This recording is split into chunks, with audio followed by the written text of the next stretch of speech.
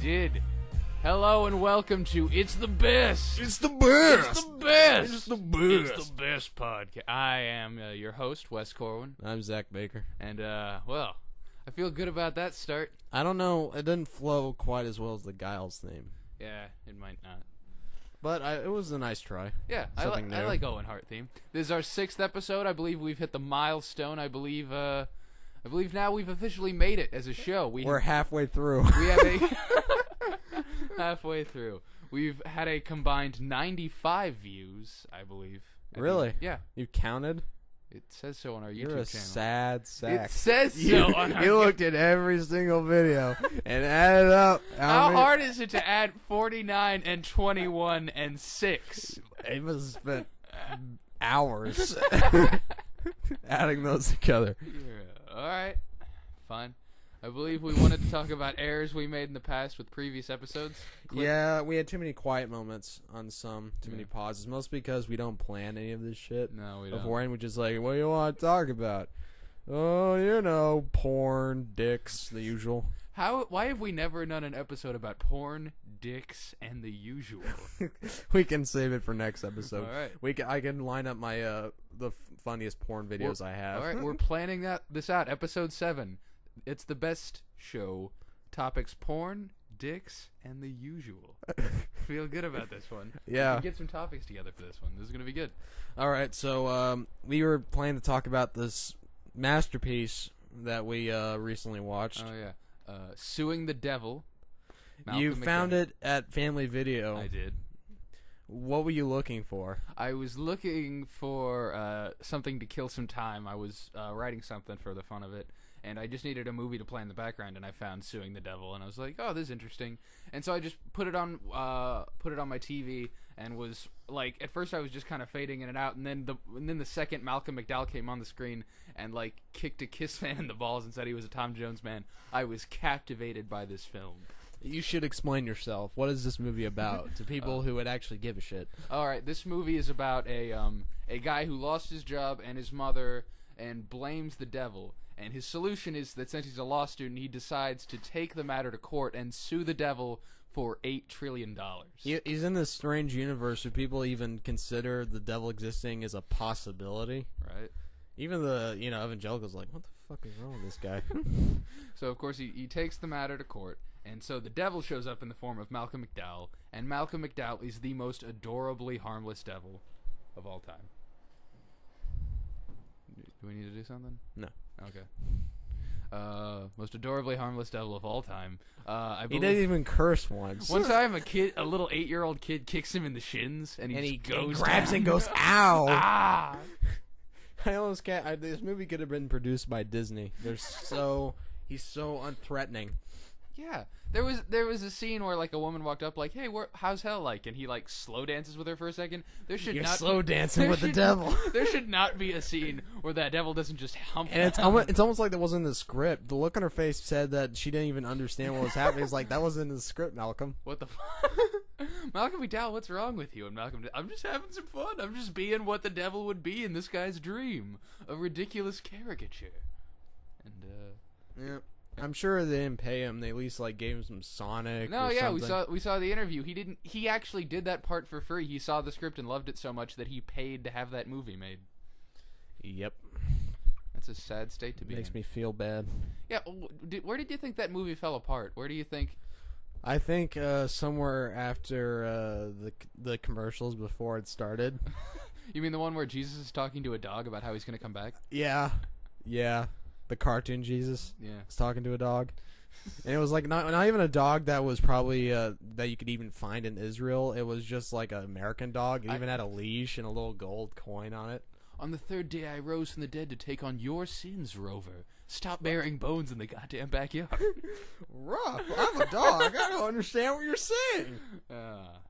But I feel like this movie was just screwed up. I feel like there just wasn't enough thought put in the implementation. I didn't feel like the director actually studied the Bible very carefully. He thought that Job's suffering was brought on by the devil when the devil told God that he needed to do that, like incite that suffering upon him. Yeah.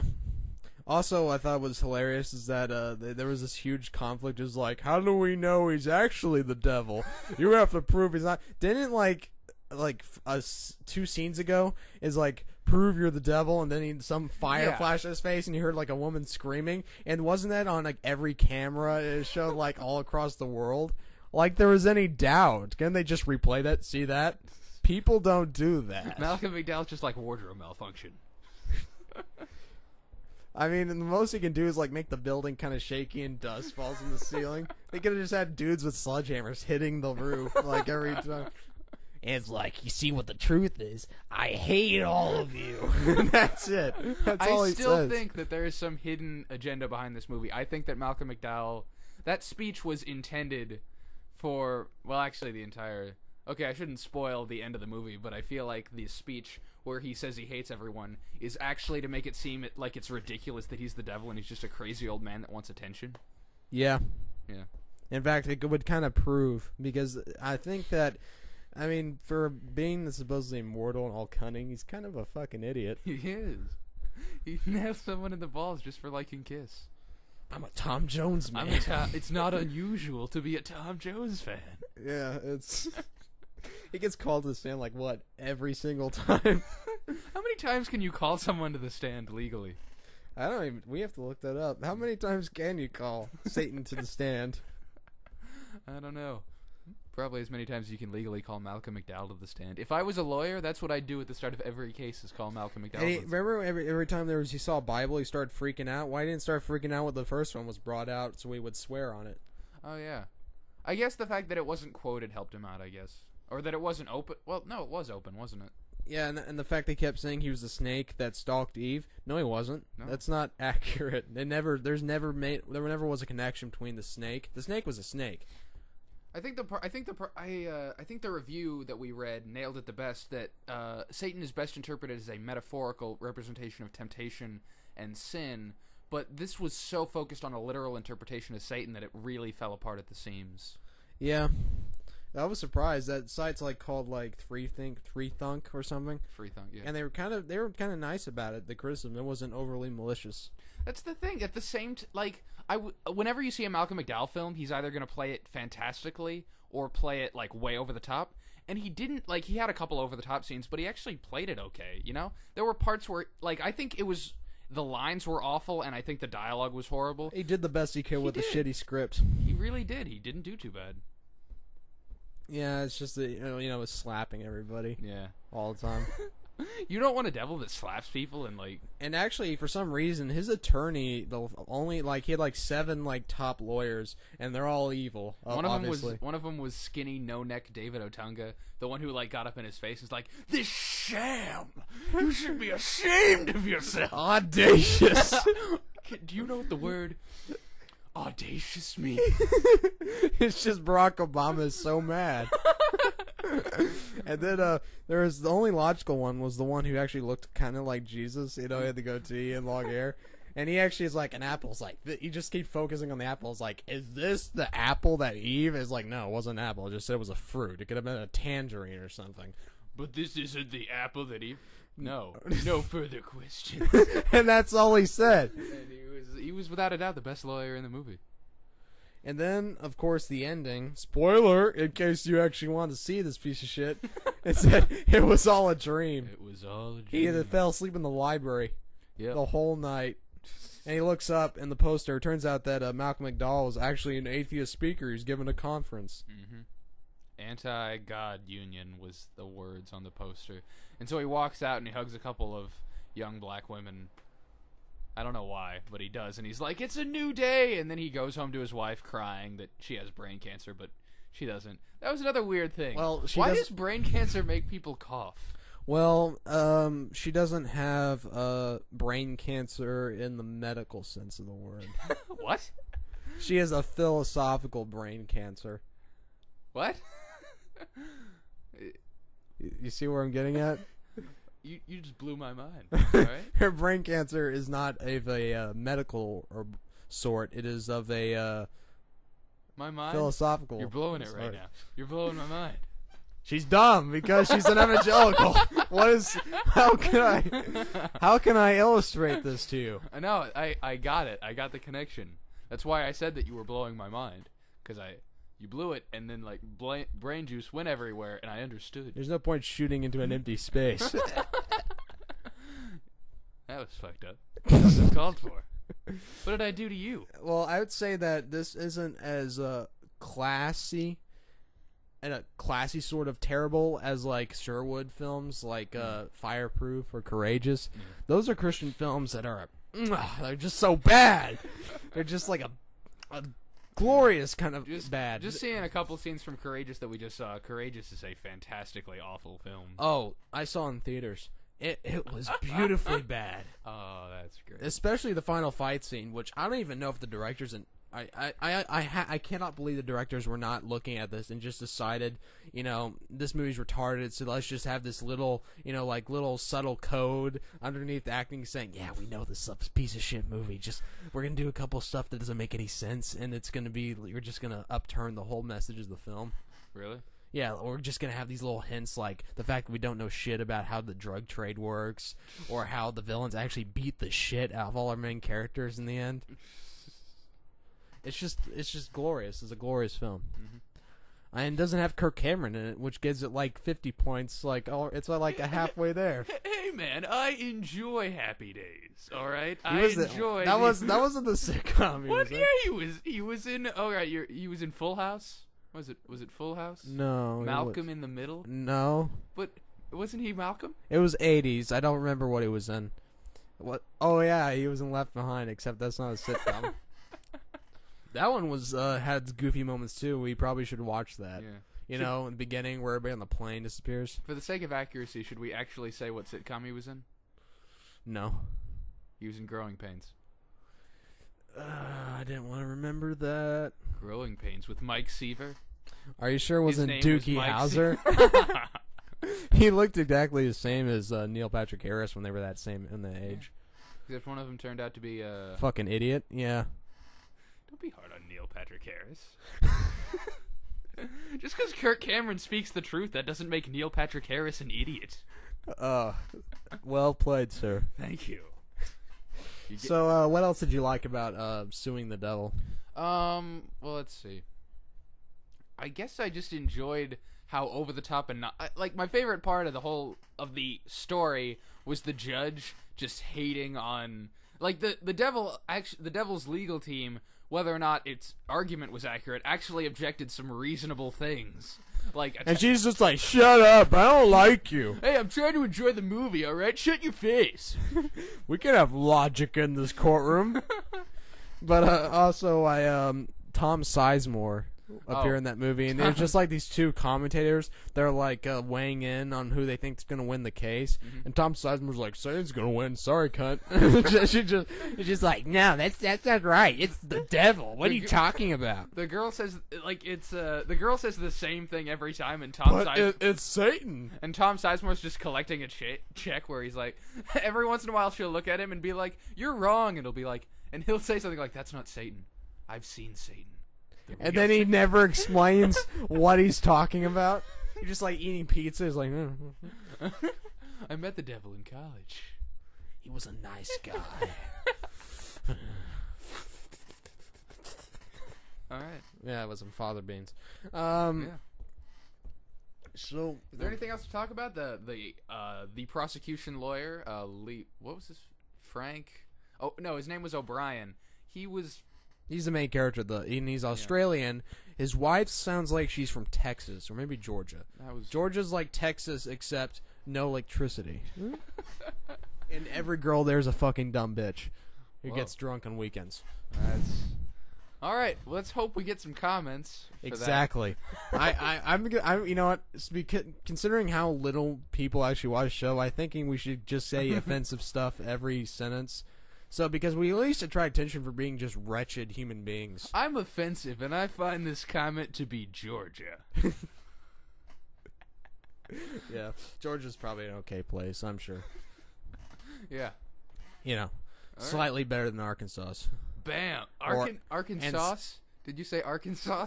I don't listen. Nobody else can say their name correctly either who lived there. Why am I supposed to be pronouncing correctly? When I was young, I thought it was like Kansas and then Arkansas, like it was Nega Kansas. That actually is kind of an awesome concept. Yeah, that's what I think. Arkansas? Is that the correct way? Arkansas. Arkansas actually sounds like a hick saying it, like he can't finish his own. Arkansas. All right. Like he's saying coleslaw. Well, Want some slaw? While we're at it, people from Montana live in a stupid place. I don't even know anything about Montana. The capital. All I know is that we hate Oklahoma. Oh, That's yeah. all I know. Yeah. While I'm at it, I hate most people from Santo Domingo, yeah. No, I know. Portugal, Spain. You never been to any of those places. You don't even talk to anyone from there. Have you talked to anybody from Arkansas? Probably. Yes, but anyway, what were you gonna say about Art, the main character of the movie? Oh, he had these weird moments. Like there were times when whenever he didn't have a line, he could act naturally. But whenever he had to say like when he listed the things wrong with his life, you were looking at it like, "Jeez, is this guy awful?" Or when he was saying, "Get behind me, Satan!" It was the most overacting, awful, chewing the scenery. How sad is it in that a movie with Malcolm McDowell wasn't the most overactive person in the film? I didn't even think he's an actor. I think they found I don't know, somebody works at Jack in the Box. I mean, they even reference Jack in the Box as one of the insults. It's a Christian film, so they can't really insult each other. So they stay stuff as "Sit down, you Jack in the Box head," or some stuff like that. I don't even know. So you think they got Kirk Cameron to play O'Brien from the Jack in the Box? I guess they could, if they slapped a wig on him and gave him a shitty Australian accent, they could cut it, look pretty similar. Now, I think you're stretching it a little thin here. I don't think Kirk Cameron has nearly the acting talent to have an Australian accent. True. All right. Although they could have dubbed him. Paul Hogan dubbed over him. That's not a Bible. This is a Bible. That's not a Satan. This is the Satan. Yeah. That's the one thing we know about Paul Hogan is that line. He was in Crocodile Dundee was a 2-hour-long film, and it had a sequel that was 2 hours long.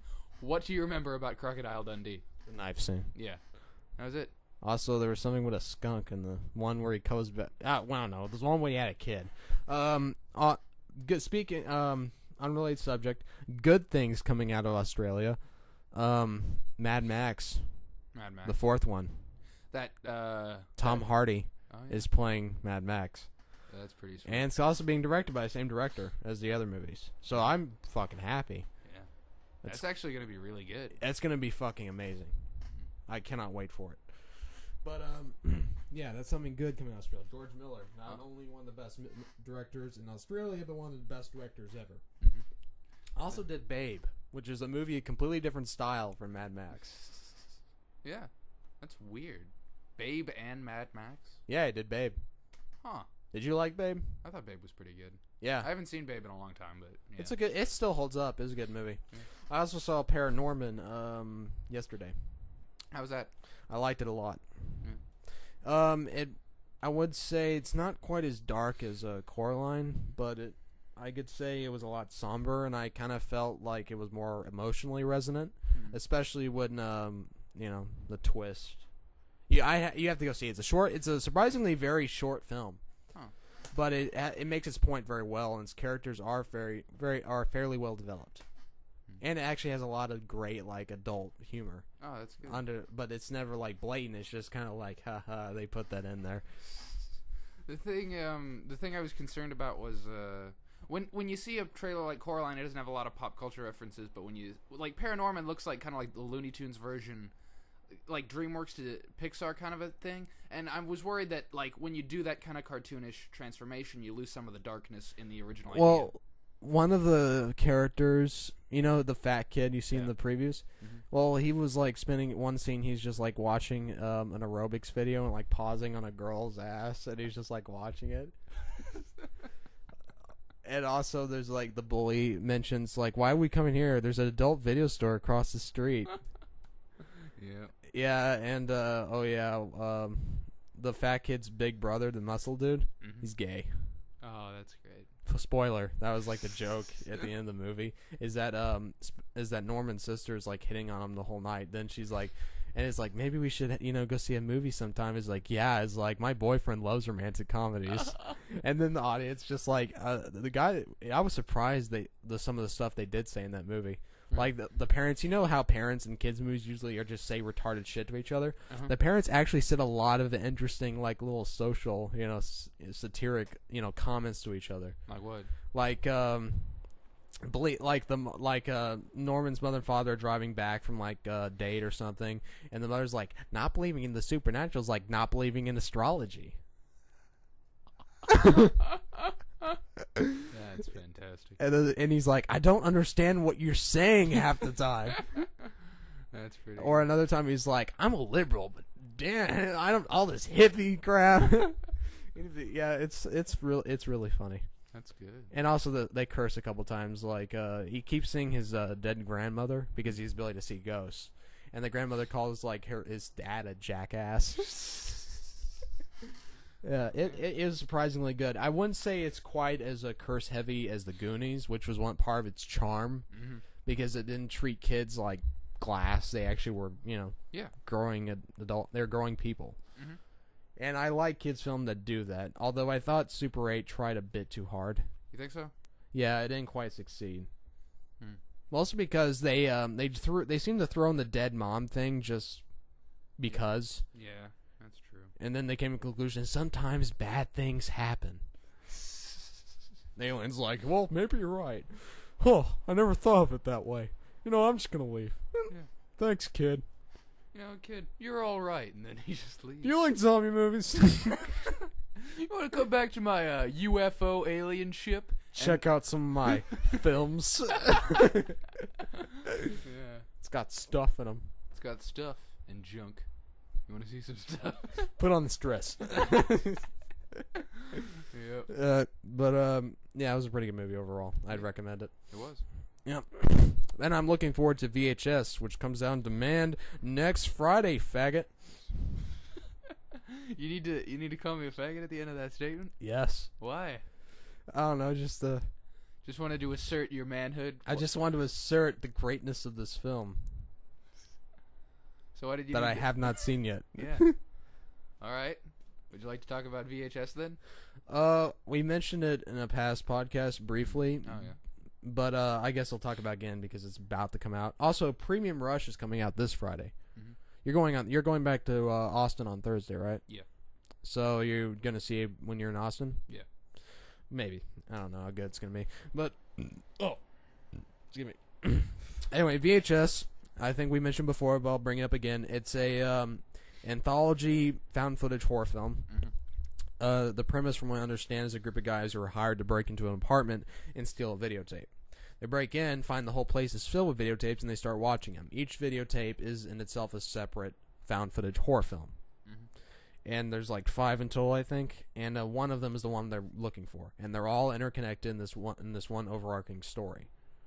Each one is, and apparently the film is supposed to be really scary. It's been getting a lot of good reception. People are calling it like the best in a year, but some people are saying it's the best in years. Like it's like going to be considered a masterpiece.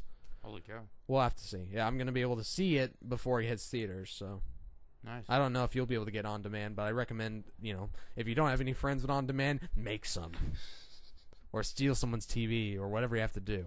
Okay. Suck a few dicks, whatever you have to do to see this movie. I will suck several dicks in order to see this film that you are advertising. Do you have dicks that you suggest I should suck? Or should I suck a variety of dicks until I find the appropriate... Take a collection plate of dicks. It's for a good cause.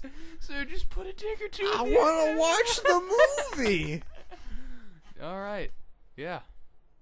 24:30. Wow. Yeah. It's short. Yeah, do you want to...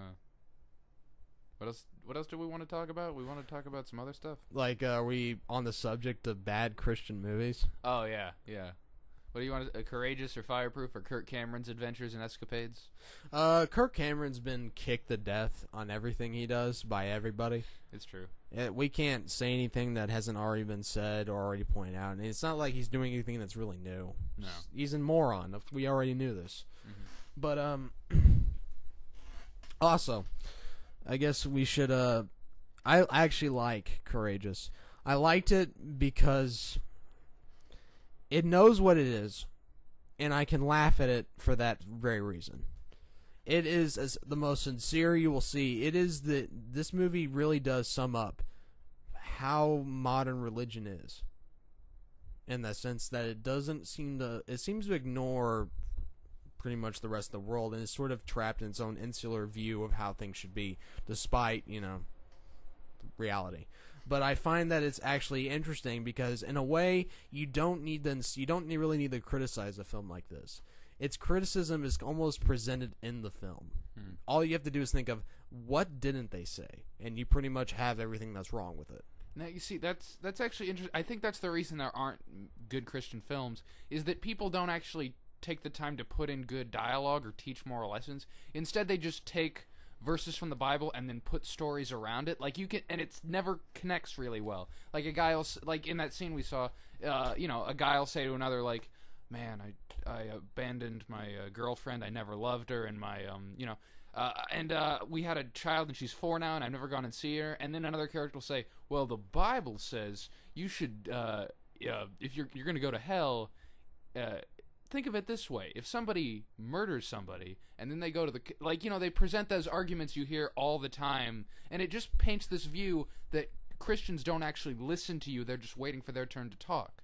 And it makes the entire, I don't know, maybe it's an apt metaphor for how religion is sometimes. People don't want to hear your opinion or your story, they just want to convert you. That's why I recommend this other movie I saw recently, and for some reason I haven't been, building to this. Have you ever heard this movie called Blue Like Jazz? I haven't heard of Blue Like Jazz. It's based on a book. It's an indie film, and it is the only Christian film I've ever seen that's good. And it has a few flaws, but it's genuinely good and actually brings up, it's the questions of, the usual questions of these films maturely. And it doesn't really come to answers like, we should all just read in the Bible. It actually has human characters. It's basically about this kid from Texas who's the main character. It's partially an autobiography. It's by the guy who was the guy who the inauguration of Barack Obama, I think, spoke over him. He's kind of Democratic leading church, churchy guy. Anyway, when he's a kid, he's part of a Texas church. His mother turns out to be having an affair with one of the pastors. So he goes to an art college. His dad, who lives in a trailer park and likes jazz music and smokes pot, he's kind of a deadbeat. But he gets him to this art college in Portland. And why anyone would want to go to Portland, I don't know. But anyway, he goes to this art school in Portland, and of course, he makes friends with a lesbian. He suddenly becomes an atheist. He hangs out with atheists. He does a bunch of pranks, including a giant condom over the steeple of a Catholic church and putting a sign that says "Don't let these people procreate," and all this stuff and all this shit. And he's and eventually it's actually addresses this whole thing maturely. And they have this blonde character who's Christian. She always goes to Africa to help these starving children, and or is it Haiti? I don't remember exactly, but she's and he is you're just making yourself look good and all that. And, at first she seems like she's just protesting random stuff, then turns out she is religious. And, he breaks in a room and finds that she listens to jazz just like he does. It's almost like he's getting beckoned back to religion, and I actually thought while he was, pulling away from his religion, it actually came off as somewhat sincere. But the only thing I think it falls short in is that the conclusion he comes to, the reason he goes back to his faith, I just thought was sort of disingenuous. He goes back is because there's this character who's called the Pope. That's the only name is, and he's a obstinate atheist. Pranks. He does this thing at parties where he absolves people of their sins just for fun, even though he doesn't believe in it. He always wears the Pope costume. The pimp costume. Anyway, he eventually when he's graduating, so he gives the Pope hat to the main character to pass it on to him because they've been friends for a while, and they're yeah, bro. And so he has him as the first one to come to his confession, and it was revealed like early in the movie that he in fact had been molested by a priest, the original Pope. Mm-hmm. So he's like, I'm sorry, and he's like says to him generally, he's like, I'm sorry what I've done to you, but I'm sorry for me being a bad example of a Christian, because that is not what Jesus is about. So he says that he still has his faith, but he's saying that he understands that all these bad examples of Christianity, says we're all flawed, and he's saying that's the point, is that we all suck, and Jesus is perfect. Jesus wouldn't do all this shit. He would have all the answers. He would do the right thing. I don't. And he said he's apologizes. And so it's him basically like giving up and not actually. I that's the way I see it. I applaud them for actually trying to address this in a mature manner, and it was a very enjoyable movie. It was funny too. It was funny, and the movie didn't curse. There was not much cursing or anything, but it still told good jokes, and there was actually some very sweet scenes. Like, there's a scene in his apartment where his friend, who's the lesbian chick, is like curling up next to him and saying she got, there was this girl that she had a crush on. Turns out she was straight, and now she's kind of distraught about it. And she's like, "What's so great about the dick?" Anyways, like, I heard it's a key to procreation or something. And they're just like, and she just sleeps in the same bed as him, and that's just because they're friends. Huh. And so this movie is not political in any sense. It actually is a genuine article about one person's faith.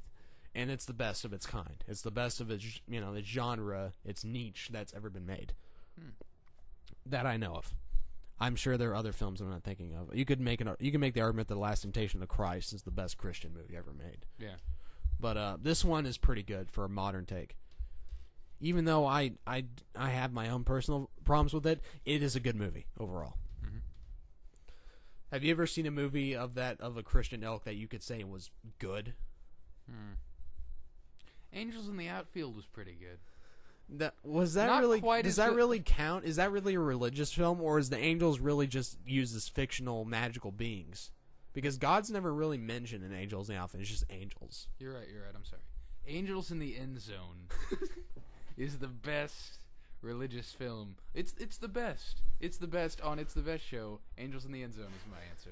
It would be kind of funny if all the angels looked like angels, like, the rings with eyes on them, or like a lion head and a human head, like wings. It's like, all these monsters coming out. It's like, they're gonna help us win the game. They're like, eat all the other contestants, like, and like lightning spews down. They burn the whole baseball court down. Do you think they're saving that for the? We'll bring down your Sodomist city.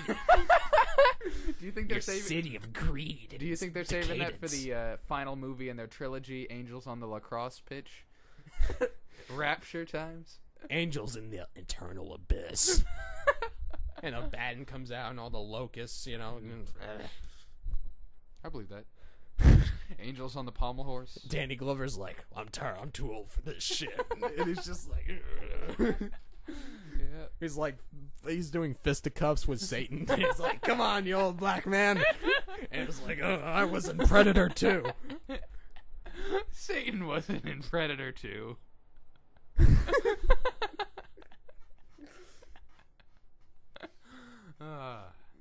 This is good. This is a good show. I enjoy this show. Oh, we are currently 33 and a half in. No, that's fine. Have you ever seen a movie that, even if it's just like religiously related, would you say is a good movie? There was this claymation flick. I don't know if you've seen it. It's called The Miracle Maker. No. Oh, it was it Rankin and Bass? Bass? Rankin and Bass? Rankin and Bass. Bow, bow. Bow, bow, bow, Rankin. No, it was, I don't actually know what it was. It was just a movie about Jesus. And the thing was, it didn't skew anything. It didn't portray it like a caterpillar following Jesus around, or like a bunch of kids following Jesus around, like a lot of animated films are wont to do. It was a claymation flick that pretty much read the Bible word for word and just presented it in the claymation light and just took stories straight from it. Like, I'd never seen a claymation version of the thing where the old woman like comes out and touches his cloak and Jesus turns around. Like, it never presents those stories. It only presents them like an animated goat and his goat kid are watching, and then the goat kid's like, "Why is this happening, Dad?" I didn't realize that a kid version of a goat is called a kid. And I just said it, and it's clever wordplay, and you should appreciate it regardless.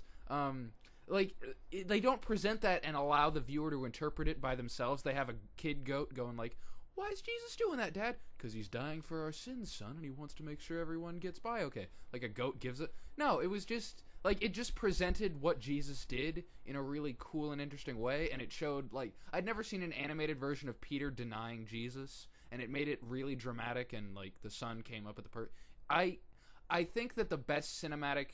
I don't know if it was the best like for Christian purposes and actually illustrating a point, but just being a good film, I think The Miracle Maker was really strong. Did you ever see the movie Ben-Hur? I haven't seen the movie Ben-Hur. Charlton Heston? Yeah, I haven't seen it. Well, there's this Jesus appears like several times in the movie. At one scene, he's like it's the climatic thing is like a chariot fight, but he's like a slave at one point, and he's being dragged by centurions, I think. Mm-hmm. And at one point, they stop for water, and Jesus comes over and gives water to Charlton Heston, and you don't see Jesus' face; you just see the back of his head, like red hair. He's a white guy, and one of the centurions like, "Hey, what are you doing?" And he just like looks at him, and the guy's like, "What the fuck?" He's like this terrified look on his face, and almost makes you think, "What the hell?" Jesus look like when he turns around? It's like all these snakes coming out like oh, he's the Son of God, he's got a snake face.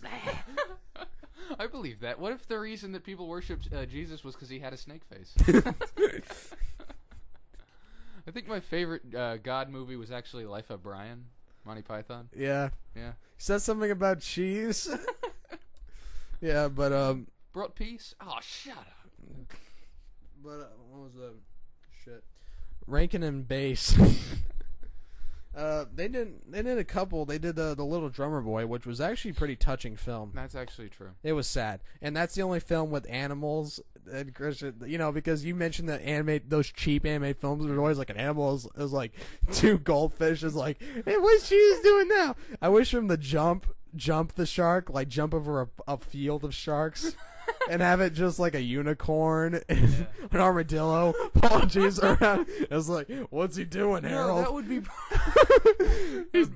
I don't know. He's on that stick over there. That would be the perfect atheist cartoon if a unicorn and the Loch Ness monster just followed Jesus around. Like all of these things are exactly the same.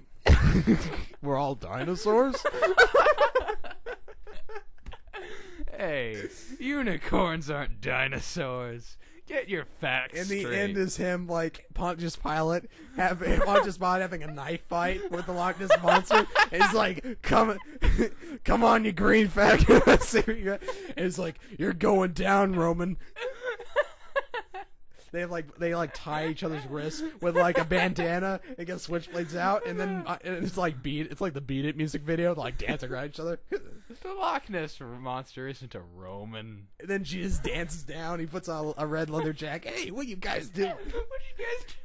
They all synchronize dance into the sunset. Hey, don't kill Loch Ness monster. I just died for his sins up in here. What are you doing? Then he high fives the unicorn. Then like grabs his wrist in pain. Oh! All right, so I think we should work on this script, but it's there. It's there. Yeah, it is a good movie overall. But Rankin and Bass. I can't remember. They did an adaptation of the life and adventures of Santa Claus. Did you ever see that? I think so. Yeah, and that was interesting because he paganized the shit out of that. Because was that on Toon Disney? Or, like, it might have been. Disney it was all puppets, like in that style, kind of like that other movie about Santa Claus where he's red haired and he had winter. There was that ice sorcerer. You ever seen that one? Yeah. Meisterburger. Yeah.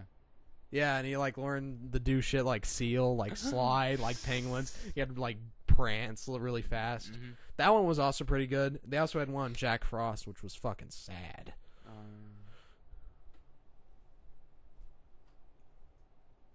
But hold on a second. All right, keep talking. My favorite Christmas movie of all time is Santa's Sleigh with Bill Goldberg, and this is kind of awkward. I'm just talking to you directly now. While I have you, you should follow the comedy stylings of Wes Corwin. Wes Corwin for all your comedy styling needs. And, I don't even know. Let me tell you, though. Bill Goldberg in Santa's Sleigh, Oscar-worthy performance. Are you promoting yourself, you motherfucker? On our show. Look, if you're not going to leave the room, I can't promote myself in secret, okay? Look. You can promote yourself all you want if I have to go clip my toenails or I have to go get an enema, whatever you got to do. Right. But right now, I'm in the room.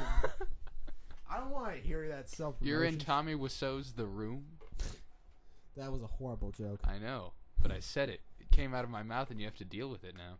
Yeah, but I'm trying. It was interesting because whenever they were mentioning Santa, their productions had a really pagan, heathen kind of like backdrop and setting. There's like no mention of religion whatsoever. It's just all these pagan elements. Like they had a horned god in the wood and gathered all the other mortal beings around and was like, should we make this motherfucker immortal? He loves kids. And then whenever they showed children across the world, they showed like two like boys training in the art of, Bushido. And they're like hitting each other with sticks. He's like, that's horrible. Did they ever enjoy anything in life? One of the things, they like showed kids from multiple nationalities. And it was just as weird and as interesting as the written work. I gotta tell you, I don't remember any of that in the movie Santa's Sleigh. So I think you're wrong, okay?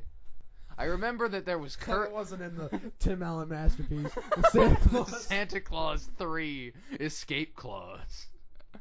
No, Santa's Sleigh, greatest Christmas movie of all time, right? It had curling, which is necessary for your Christmas film. Had Bill Goldberg, strippers, killer reindeer. Who else did it have? It had Kirsten Dunst.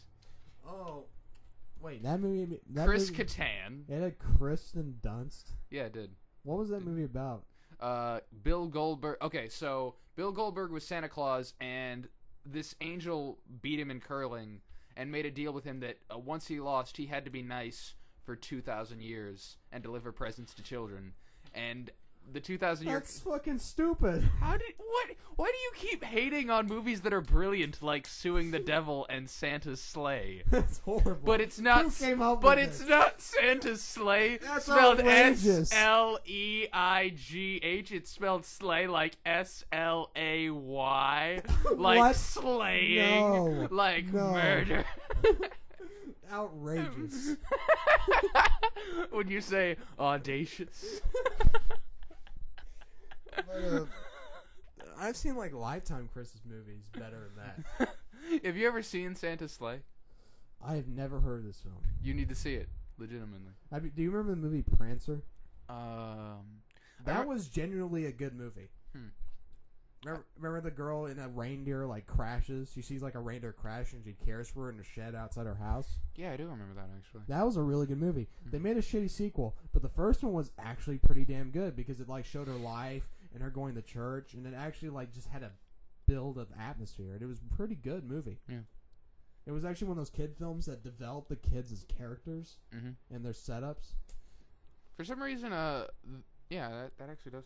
I remember that. That was pretty good. Sam Elliott was their dad. Yeah, he was. I don't even know how we got on Christmas movies, but while we're talking about Christmas movies, the most interesting part of the Christmas mythology, the movies that I like the most, revolve around the reindeer. Like, I like the idea that the reindeer are this constantly changing team of like superheroes that just have to do the job and fly around this fat guy so he can throw presents out of his window. What about that animated movie about the cow that wanted to be a reindeer? Was that Olive the other reindeer? No, that was the one about the dog, wasn't it? There was a cow one. Yeah, there was an animated movie. It was about like a baby cow or some shit that wanted to be a reindeer and like got like fake antlers and shit. I'm googling that when I get home. I saw it such a long time ago. I do not remember it. It was one of those really cheap ones around like the early 2000s. I don't care. I'm googling that. I need to see that. I guess it came out around the era of the CGI Casper Christmas movie. Why did we didn't have to mention that one. Also, there was that French animated movie that got dubbed called A Monkey's Tale. I don't even know. You didn't remember that one? No. I never saw it. I just saw trailers for it. Yeah, so what were you saying? We got off track. Oh, yeah. I believe we were talking about Robbie the reindeer and Olive the other reindeer. Yeah, there was a movie of all of the other reindeer. Yeah. Was it good? It was okay. It wasn't all of the other reindeer. There was this dog whose name was Olive. I know, I get it. There was a book. But it was like that's the clever part. Santa goes on the radio and says that he needs all of the other reindeer, and Olive hears it as Olive the other rain. I don't think you're getting the clever wordplay here. All right, let me try to. Why don't you explain it to me, Let me try Wes? to explain it to you. Let me try to break it down. You see, all of sounds very similar to Olive, which is the name of the dog. You goddamn asshole. Burn in hell. You son of a bitch. Your death will not be swift. I gotta tell you, I think this is our best episode. So far. Yeah. Although I did think our third episode wasn't bad. I actually, Even though I was incredibly racist on that one, I think I was. I'm sorry for all the horrible things I've said on past podcasts. I'll try to better. No, I'm not. I'm sorry. I can't help it. I'm not. I'm a terrible person. I'm not sorry for Zach Baker's comments on this podcast. I'd like that in writing quoted at all times. I'd like that to be put on signs across every protest. Wes Corwin has never apologized for Zach Baker's Zach comments. Baker ain't care. Zach Baker ain't care. Yeah, but I don't know why we got the Christmas. I thought we were leaning more toward Halloweeny subjects since we're closer to October. Oh yeah, I think we're saving our Halloweeny subjects. We were talking about God and then Christian movies, more on Christian movies, and then we eventually just got to from there Christmas movies. You know how few Easter movies there have been made? There was like one on Peter Rabbit that was made by Rankin and Bass. There was one on Peter Rabbit, and that was it. Fuck Easter. Fuck. There's no Easter Bunny movies. There's like zero. Well, there was Hop with Russell Brand. You know what? Never mind. I'm glad. You know what? You don't want to talk about Hop with Russell Brand? Maybe there shouldn't be Easter movies. I'm sorry. I'm sorry I brought it up. I want to take that back now. You see, the thing about the movie Hop, I don't think was that you saw it. You watched He it. excreted jelly beans, which is unusual for a bunny to do, but he is in fact the Easter Bunny. And like many holiday films, he is inheriting the holiday from his father, the actual Easter Bunny, but he's unwilling to do so because he wants to pursue other opportunities and interests. Yeah, he wants to be a drummer. Oh yeah. God. Wait, did you see Hop? No. I didn't see Hop either. I saw like the one trailer. I'm like, that's gonna be horrible. Yeah. Yeah, Russell Brand's not funny. No, Russell. Do we want to close out the podcast with Russell Brand not being funny? I guess so, since that's what this whirlpool of fun has gone. Yeah. What time we have on? 47 minutes, so we have like 3 or 4 minutes to talk about Russell Brand not being funny. Yeah, he's not funny. No. How not funny is he? Have you seen the new episode of Brand X? I was aware that was a show. I didn't actually watch it. Have you ever seen an episode of Russell Brand X? You know I haven't because it kills joy, and anyone who sees it dies. Did you watch an episode? Yeah. Is it worse than Jeff Dunham's show? It's somehow it's the second worst show Russell Brand has ever made, and the first one was every movie he's ever made combined into one amorphous. No. Russell Brand has never made he actually, I think Bedtime Stories was too innocent, but it was watchable. He was okay in Forgetting Sarah Marshall and Get Him to the Greek. At first it was really funny, and it's fallen since then. What about Arthur? I hope you die. Okay?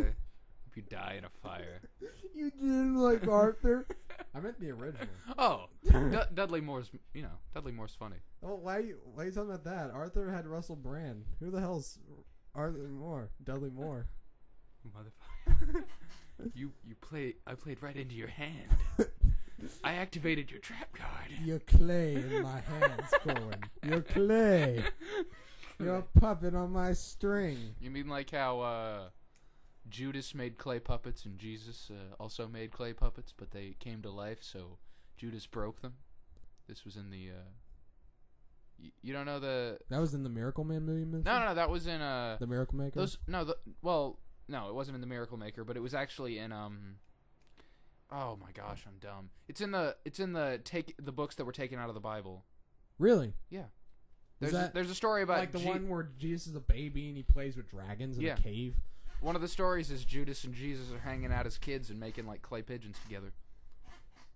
Wow, that's actually an interesting story. Mm-hmm. Did they have a point?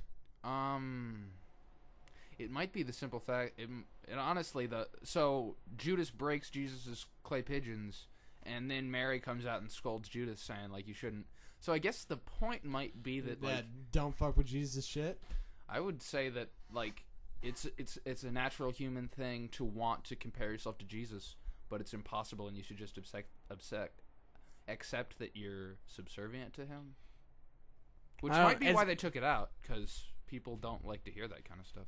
Well, they did say the same thing throughout the whole book. I don't know. Maybe they just said it in a way that people could accept it. Or maybe the book actually... Maybe we need to reread this story. Maybe it's more complex than that. Like, it says something more about the self than it does about something separate. I think the point I take from the story is that Russell Brand isn't funny. Yeah, that's well, that should be the point of most works. Yeah. Especially all ancient works. I actually regret... I think my grades would be better in high school if at the end of every essay I wrote... Like, the point of To Kill a Mockingbird is how not funny Russell Brand is. The scene where the woman says that, like, she just wanted the guy to cut up the chifferobe and lied that she got raped is actually a comment on how not funny Russell Brand's humor is, especially when talking about women and chifferobes. I thought the point of the scene in American Psycho where Bateman cuts off that chick's head and parades it around his apartment on a stick is a testament to how not funny Russell Brand is. Or how he's at a nightclub talking to this girl and he imagines her dead, and he imagines like another girl licking out her dead pussy. That was also a testament to how funny Russell Brand is not. Oh, you turned it around. You said the opposite, but then the opposite again, and it became a double negative. It all comes back to how Genesis is the greatest band of all time. And Phil Collins is a genius. I can feel it calling in the air tonight. Oh, Lord. And how... I can't remember... And I have been waiting for this moment for all of my life. I'm trying to remember the song he's playing where he's fucking the two prostitutes. It wasn't Huey Lewis. That was a different scene. It was Phil Collins. It was Susuito. Studio. Yeah. Studio. Yeah. What the hell does that even mean? What? You don't know what Studio means? No. Studio. Studio. It's like, it sounds like Dr. Seuss came up with. It's Dr. Seuss language for a hand job or something. Studio. I do a little studio. Just blew my mind. All right. Yeah, I don't know what it means. It probably means something. But how much time? 52 minutes. You think we should cut it off here? Yeah, I think we should cut it off here. And the silence.